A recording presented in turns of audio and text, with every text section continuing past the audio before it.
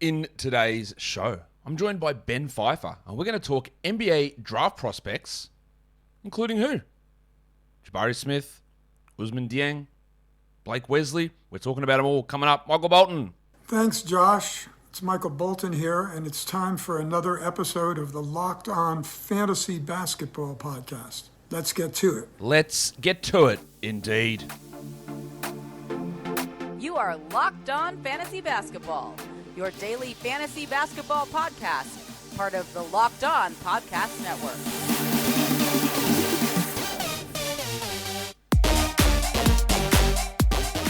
Hello and welcome to the Locked On Fantasy Basketball Podcast, brought to you by Basketball Monster. My name is Josh Lloyd and I am the lead fantasy analyst at basketballmonster.com and at Yahoo Sports Australia.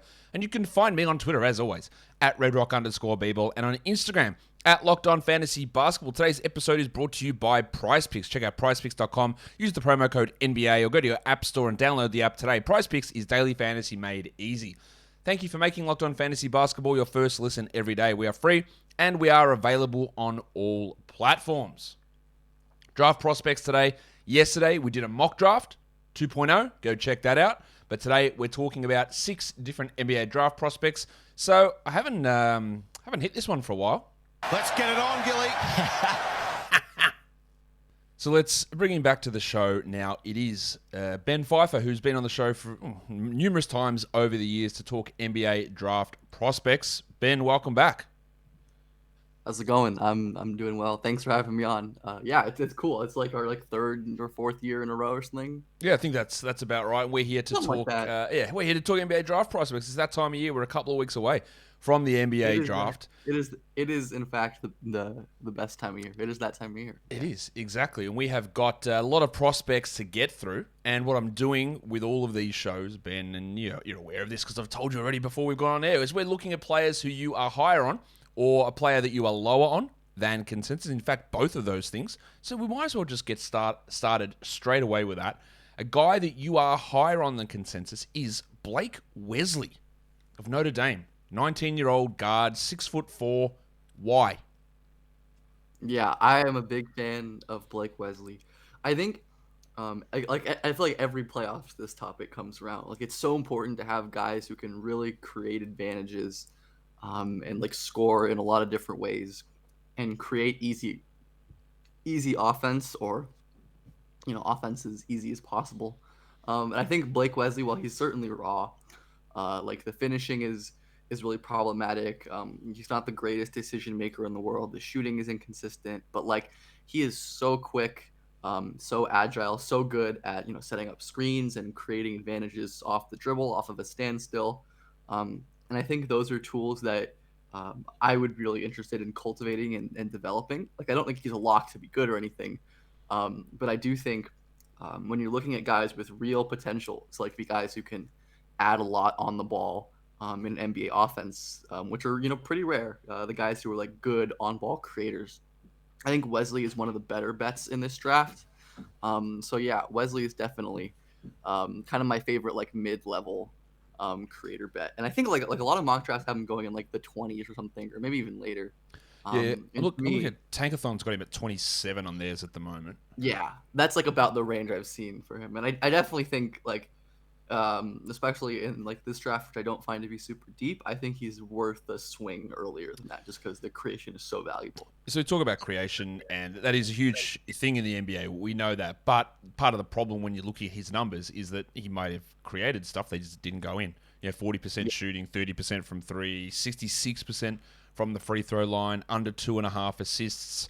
Yeah, what's the go with that? Because they're all bad numbers. That true shooting is under 50%. He attempted a lot of threes. He got to the line at an okay rate. He had a high usage, but low assist to usage ratio. What changes here in the NBA? Because he's not going to be a 31% usage player, pretty clearly in the league. So I think is that what improves the efficiency? I think that's part of certainly. I mean, he was asked to carry an ACC offense as a freshman, which is not an easy thing to do.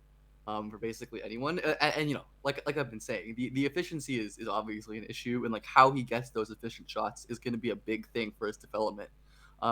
He has a lot of areas to improve, but I think that's also on the flip side, it's like if he can improve any of those areas a little bit or a lot, I think that goes a long way for him. Like if he can improve his shooting, which I'm pretty confident as a shooter long term. I think once he cleans up some of his form stuff, he's going to be okay because he does take a lot of them and he has this nice touch.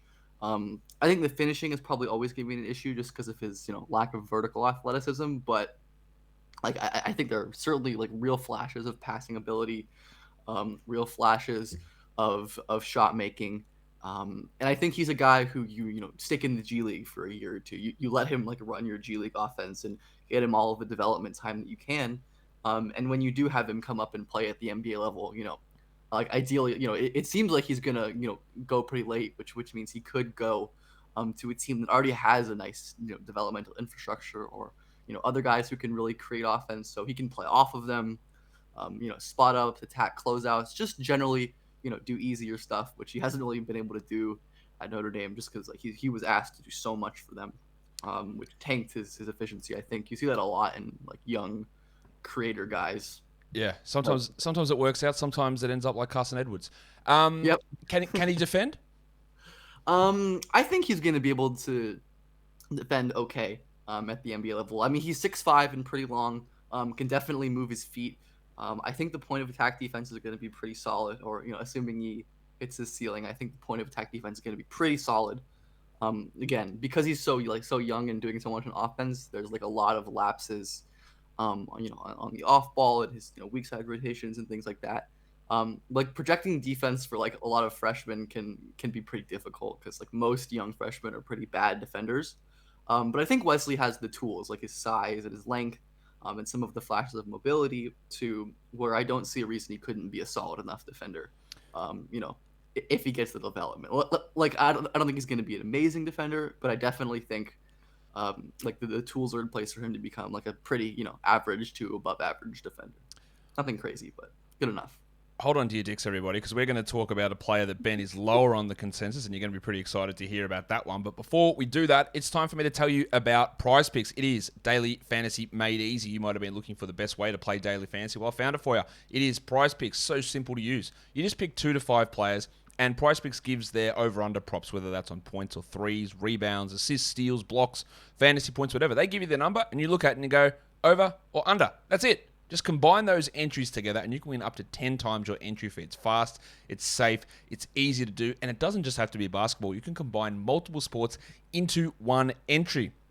NBA, college sports, NFL, Major League, baseball, soccer, NHL, all of that stuff can be combined into one entry. And PrizePicks has an exclusive no-brainer of an offer for everybody listening today. It's $50 for free if a player in your first PrizePicks entry scores a single point, but you must use the code NBA. That's right. It's an exclusive offer available to Locked On fans. Sign up today. Use the code NBA, $50 for free if a player in your first PrizePicks entry scores a single point. PrizePicks, it's daily fantasy made easy.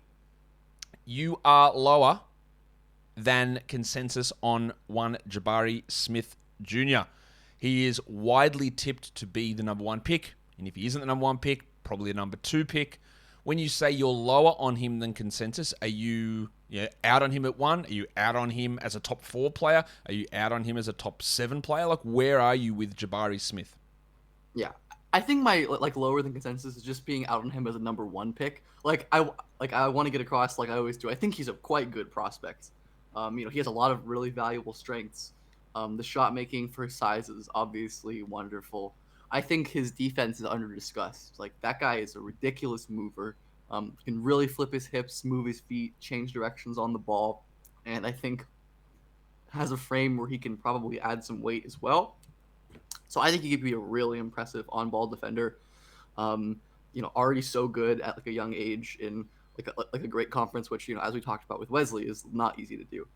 But I think my hangups with Jabari mostly come on the offensive end, where he is like a really great standstill shot maker. Like you give him the ball at 17 feet, pulling up in transition, he's going to be great. But I think Jabari is definitely lacking in a lot of other important areas. When you look at offensive stars, like he doesn't really pass the ball. He's not a great finisher in the half court. He's not someone who can really dribble or create his own advantages, like you talked about with Blake Wesley. Obviously, very different players, but most of Jabari's success is off of tough shot making, which is a viable way to do it. There are, players in the NBA who live and die off of tough shots and do it really well. And I think, assuming Jabari hits and is a good player, that's probably what he's going to do, and that's totally okay. But it's really difficult to be that guy and be like a real star, like a real high-end star. And I think when you're looking at like real high-end stars, Jabari is a little bit lacking in like he's not a great enough scorer to be like, a guy who carries like a great offense by himself. And when you have him off the ball, it's like, how is he contributing? Is he, because he's not a guy who can really pass the ball well. He's not a guy who's a really good finisher at the rim on cuts and drives and stuff. Obviously, he's going to be a great spot up shooter, but I think if you're using Jabari off the ball a lot, you're kind of not getting the most out of his really unique talents. So I definitely don't think he's bad, and I think like as like a top 3 or 4 pick, he's totally fine. But like like for me, the number one stuff is just not super great, just because I think there are better options. But I don't think he's bad at all. I think he's a good prospect overall. Do you think that part of the reason that this talk from Orlando, and let's assume that it's true, and Orlando's locked him in as number one, let's assume that's true, is that them maybe overlooking player talent for fit and thinking, hey, we just need someone who can be a scorer. We've got these bit part players, we've got these defensive options, but we need someone who can take on volume. And do you think that Jabari, when compared to wings, say like Paul George, say LeBron, say Kawhi, these 6'7" to 6'9" wing forward players who are able to take on the 30+ usage role, is he going to be able to handle that sort of a usage role? Or is he going to be more of a 24, 25 usage player who shoots well, but as you said, has some of those other issues offensively? I would definitely go with the latter. I think he's a guy, if you just, like I kind of said, if you give him like the really high usage, like he doesn't have the decision making quality to always make the right decisions, and he doesn't have the advantage creation to generate easy shots. And like I think like you have to be such an amazing tough shot maker to really make it work. And we've seen a lot of players in the past like. This is obviously like I think this is gonna be a better player. Like we've seen players like Andrew Wiggins really struggle in like high volume on ball roles as like tough shot makers, and then they slide down into like a more complementary role with better players, and they're thriving and they can do really really well. So I think that's not a comparison in their play styles, but I think like Jabari is going to be best when he can act as like a floor racing secondary guy, someone who could play next to someone who can really be a primary decision maker, like someone like Luka or Trae Young or LaMelo or I guess LeBron, or someone who can really carry the load of deciding what the offense is going to do. And then maybe when that guy goes to the bench or when he's tired, I think Jabari can be definitely like a secondary or third guy who really carries the scoring load. So like in kind of like answering the first question, like I don't think the number one stuff is interesting. I don't really know how much of it is like smoke or how much of it is real, because there's so much stuff around this time of the draft that it's hard to really know. But I feel like if the Magic are looking for someone who can be like that primary scorer, I think Paolo is probably a better option for that. I think Jabari is just like a stronger like complementary player, at least early in his career and for a while. But I think Paolo is probably more likely to be that guy. I don't know, like the Magic are in kind of an interesting place where they have like a lot of really good pieces. But it feels like they're missing something. So I definitely don't think like Jabari is perfect for them. I don't think he'd be bad for them either as well. I mean, that would make quite the defense. It's going to be really interesting to see how he goes and how, like, because again, this is not the strongest top end class, especially compared to where we were last season, and having the number one pick here gives you a lot of the times it's an easy selection. It was here. I don't think it's quite as easy, especially with the way that the order fell in this draft in terms of players that certain teams need and all of those sort of things. But we are going to talk about Jabari more in coming shows for sure, as obviously a top end draft pick. I had him at number 2 in my mock draft yesterday. But if I've got number 1 for a mock draft for protein bars, the answer is always going to be Built Bar. Built Bar is the best tasting protein bar ever. And they got a new one, Caramel Brownie. If you love chewy, caramelly goodness, chocolate brownie goodness, well, Built Bar has got exactly the bar that you need. It is available at built.com right now, and you've got to act fast because they always sell out quickly. Forget about dessert.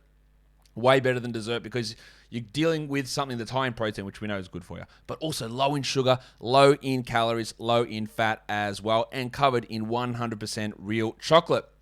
There are a million reasons. That's a lot, Built Bar. A million. That seems all I got. I'd like to see the copy of the A Million Reasons that you can try Built Bars. But anyway, there are a lot of them. So head to Built.com. Check it out. Maybe think up 4 or 5 of your own reasons. We can pull them together. Maybe we can send a list of a million over to Built Bar. But get your boxes of Built Bar now. They are absolutely delicious and they are good for you. Built Bar is, of course, built different. Let's go to Ousmane Dieng, a 19-year-old 6'9" forward who is from France, but played down in the NBL down here, played for the New Zealand Breakers, and let's be honest, Ben, the beginning of his season was shithouse. He was no good, but started to come on towards the end of the year. Now, he is a guy, when you look at it and you go, all right, I like this.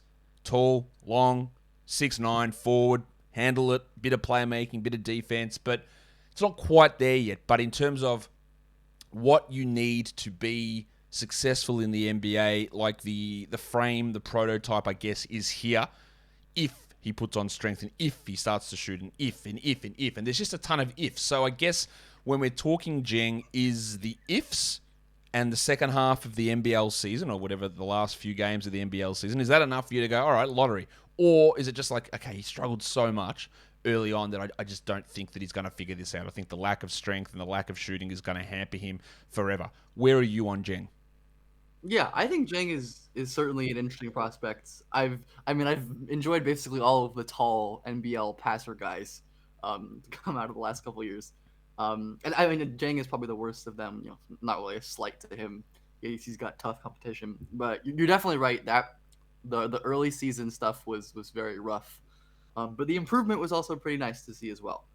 I think the real interesting thing about Ousmane is he is a really ridiculous ball handler for a guy who's 6'9", 6'10". He's so fluid, and he really gets in and out of moves. I've seen some of the Giddy comparisons for obvious reasons. But this is very opposite of Josh Giddey, which is this is his big weakness. And I think the opposite too, where I think Ousmane has issues with his passing where he can get tunnel vision and really lock onto reads and miss some kind of easy ones. While he does have a lot of really impressive skip passes, and certain passes in the pick and roll. I think a lot of his reads, a lot of NBL teams tend to be pretty well coached, which is part of why the league is cool. And I think the Breakers do a really good job installing reads in the offense for Ousmane to make that aren't that difficult.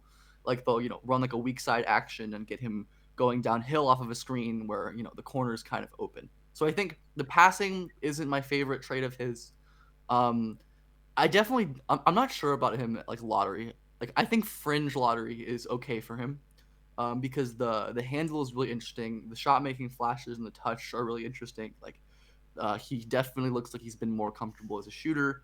Some of the intermediate scoring flashes are really nice. And the defense is really, really good as well. I have been really impressed with Dieng's ability to make plays off the ball, use his length and impressive instincts to make some weak side rotations, some digging at the nail, and even some movement on the ball. So I definitely think they're interesting tools, but I see him as a quite risky prospect just because of the lack of athletic tools, and the fact that he did struggle so much and the scoring isn't polished at all. So I like him relatively. I think I've seen some people have him top 5 or something. I've seen some people have him out of the top 25. I definitely think I fall somewhere in the middle with Dieng. I think there's really, really interesting upside pathways with him as a handler, and just large guys who can really dribble and do things like run pick and rolls and run dribble handoffs are rare. There aren't a lot of those guys in the NBA, and I think Dieng could be one of those guys if he hits his pathway. So I think he's pretty good. I think I'd take him. Probably my ideal thing would be to take him in the mid-late teens, but I'm not super sure on him anyways. I had him 15 in my first mock, and then I was way out yesterday when I did it and dropped him down to 26 because I'm just not sure. All right, the lack of strength, the lack of production, the lack of shooting. Yeah, it's all well and good to handle and run a pick and roll, but if you can't shoot it all, then no one cares. Like, everyone's just going to go under, and you don't provide any of that real threat. And it did start to come on, but he never got to the line either. His free throw rate was really, really poor. What was it for? Let me just check. 13% free throw rate. That's it's really low. And didn't hit him when he got there. 27% from three. He did take a lot of threes, which is encouraging, but didn't go in. He averaged, for a guy that's handling the ball and got this passing upside, he averaged 1 assist per game in 21 minutes. Really low numbers there. I just the size, the frame, the theory all makes sense. It just hasn't happened in execution. So maybe 26 is probably pushing it too low because it is hard to find those 6'9" wings. But he might go out there and just never be able to shoot, and it's just impossible to be able to play. I think it's like a very textbook, like very high ceiling, very low floor kind of guy, which I think those prospects are often like rarer than maybe they get credit for. But I think Dieng certainly fits here. Like he's like they're really he could be really interesting as like an offensive role guy, but he could also be like totally not an NBA player very soon. Let's talk about another guy who has some ball handling ability, and we're going to Arizona. We're going to stay in Arizona for a couple of these next guys we talk about. Dalen Terry, 20 years old, 6'7" guard, who put up some really interesting numbers. Played 28 minutes a night. He averaged only 8 points, which is obviously very low, but almost 4 assists, 5 rebounds. Got some real passing ability, some defensive ability as well. Really good wingspan, solid shooting numbers, 50% from the field, 36% from three. Didn't attempt a huge amount of threes or get to the line a lot. He's sort of a bit of a weirdo in terms of his size and his skill set.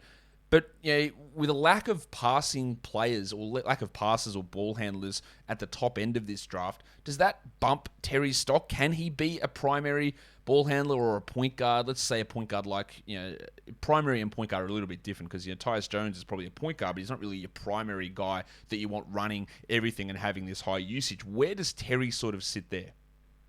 I definitely see Terry as more of like a secondary, like connective kind of offensive guy. Someone who can run a secondary pick and roll, pass in transition. Because I think the big issues with him offensively are like how is he scoring? Because obviously like the jumper's not too bad, and I think like off the ball he's probably going to be a fine spot up shooter. But like similar issues to Dieng as a scorer, we're just really lacking in athletic tools. The verticality is rough. He isn't really able to create any space on the ball. He's not a great finisher when he gets there. So that's kind of always the issues with these players is like, how are they going to take advantage of their passing? Because the passing is very good, as you were saying. Like he can really create some awesome passing angles with his like flexibility and with his length and his size and using his arms and his vision to get the ball in tight spaces. And like I think Arizona was a nice place for him to showcase that because they run a lot of motion and a lot of like loop floppy kind of actions. And they're, I think it benefits him in a similar way that it benefits his teammate Ben Mathurin. He is just someone who can really make plays and can really pass in that secondary role. And then, defensively, I'm not super high on his defense. I think there are some really impressive moments moving on the ball with his size and some nice off-ball moments. But again, just very inconsistent at this point for a guy like him. So I definitely see him as a guy who's like, maybe like running a bench offense or someone who's like making extra passes or running secondary pick and rolls, like a side pick and roll or something alongside, someone who can really be an offensive star if he ends up hitting. What do we, like, you probably don't know the answer to this, but how many players coming out of college have had a usage of 14% and been guards with the ball in their hand and been able to succeed? I'm going to imagine, without knowing the answer to this, that the list is pretty low. That to have it to be in college and to not have a usage that's even remotely close to average, and then be able to translate and do anything in the NBA feels like it'd be pretty tough to do. Yeah, usage. I've actually like definitely done research on this and talked about this. Usage rate is like a really important predictor of like NBA success because, like you said, like it is hard to kind of project a guy to be like an NBA player when they weren't doing more at the college level. Like most of the really great players who have succeeded in the NBA with the very low college usage rates are guys who were like really really amazing shooters, like guys like Joe Harris and like Devontae Graham and like Duncan Robinson and Otto Porter and like Mikal Bridges and Cam Johnson are like the ones who have made it in the league without like that high usage. And I definitely think it's a worry. Like obviously, there's context and there's guys who do make it in the league without usage. Actually, do you want to like? There actually are some good NBA players with that low usage. Like I think like the real outlier is like Halliburton, who was like a crazy low usage guy at Iowa State, and he was also just like a super weirdo. But he was still significantly higher than Terry, though, wasn't he? At like 19% or 19.4 or something. Yeah, he was like 18 or 19. 14's low. His freshman year, he was 10. Yeah, okay. Which was crazy. Yeah. And like I just looked this up. Like some of the other successes at that low were like Thibault, who you can kind of like debate whether or not he's like a real success. Offensively, he's clearly not. Yeah, but yeah, exactly. Like there's like younger like Davion Mitchell and Corey Kispert like before they were starring for their teams. Yep. There are guys like Dylan Windler, Jason Preston, Rakeem Christmas, Jordan Bell. So just like a lot of guys who, like as you said, like I think it's certainly not like a be all end all. It's not like these players cannot be good or there's no way they'll be good at this usage, but it is absolutely a red flag. I think it's absolutely a red flag. We're not going to talk about Dalen Terry's teammate Ben Mathurin today, but we are going to talk about his other teammate Christian Koloko, who is big, obviously, 7 foot center. He's a little bit older, 22 years of age. I've debated on this show, I haven't debated because I've just told people what I think about it, is that centers at this sort of height without really a game-changing talent, I'm not really sure what the point of even taking them in the first round is, or even inside the top 40 or 45. Can Koloko be better than that? Is he, compared to Mark Williams, compared to Walker Kessler? Like, where does he fit there? Would you bother with a draft pick on him? Is he good enough to do that, especially at that advanced age? Or is the defensive stuff, the rim protection stuff, the finishing, all good enough to justify being perhaps a first-round player? Like, we've seen some of these guys get picked towards the end of the first round. Shout out, Udoka Azubuike, just as big blokes who stand in front of the rim. And I'm not saying Koloko's the same guy, and obviously that hasn't worked out particularly well for Azubuike, and it always seems to be a bit of a waste of a pick there when there are other wings on the board. So where does Koloko fit in terms of, hey, is he draftable? Is that value that he provides good enough to not take a swing on an upside wing or guard? Yeah, I think like I have Koloko like probably on my board, like, or if I were to do a board, like exactly around like 40 or 45. I think that's pretty spot on for his ceiling and for where he kind of is valued.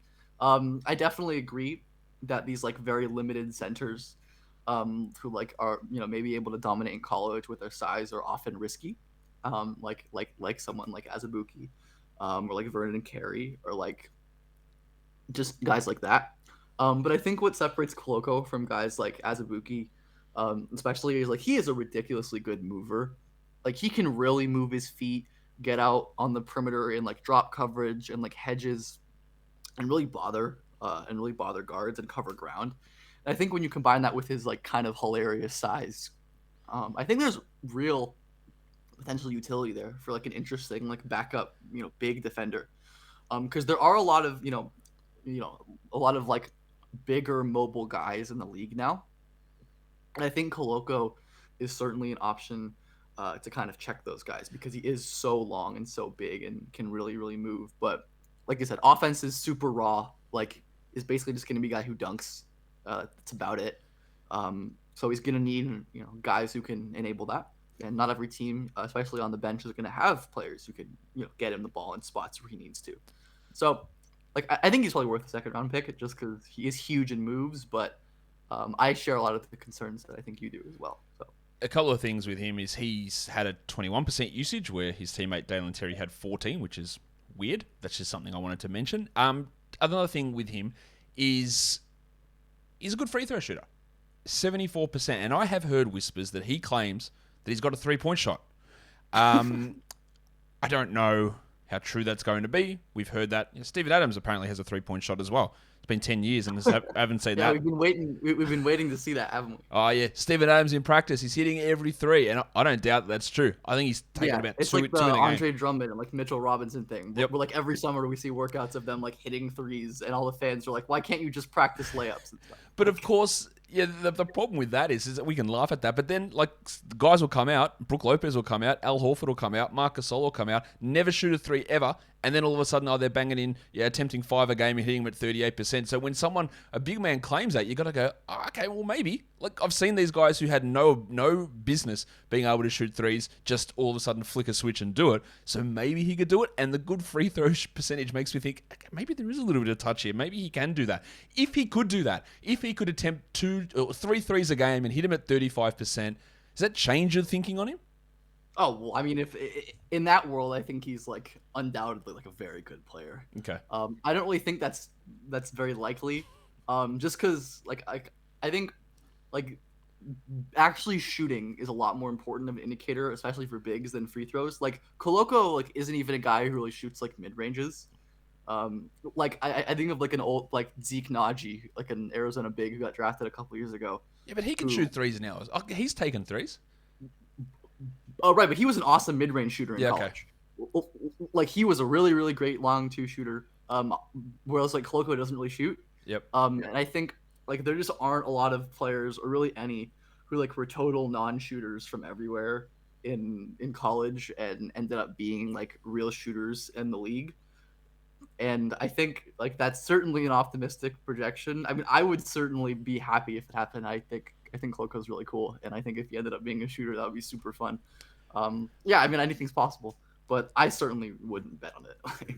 Well, let's contrast him now to a guy who is that prototypical size, and that's Jabari Walker, 6'8", 20-year-old forward out of Colorado. So probably both in that, say 30 to 45 type of range. You see Walker maybe go 25, 26 in some mock drafts, but he's got that size, that profile, that wing type body that teams are after. So regardless of what you think of their production or what they did in college, because you look at Koloko's numbers and they're probably more impressive than Jabari Walker averaging 14 points and 9 boards and shooting under 35% from three, which is fine, but it's not great. But Walker, to me, feels undoubtedly like a more valuable player just because of that size. Do you agree with that? Can he develop into a rotation guy? Or is it just one of those ones where, I guess he's there, he's got the size, let's take a fly, because if it works, it's bloody valuable?